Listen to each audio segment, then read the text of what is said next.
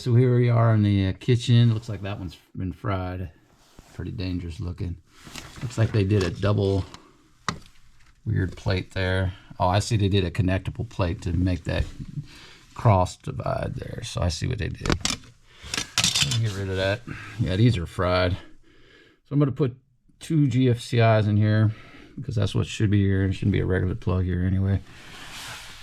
Well, on second thought, they were running 2 of these on one line. It should only be 1, so I'm going to reduce it down to just 1 GFCI there instead of 2. Really shouldn't be 2 off of 1. It's too much amperage going through them. That's probably why they fried. Let's get that right. All right, so there's the new plug, brand new. Just reduce it down to 1. You can see it's green lighted, perfect. And good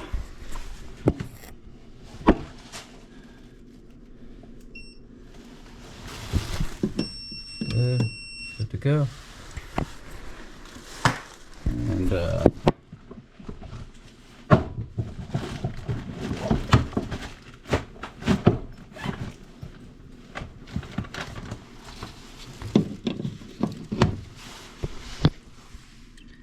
there you go.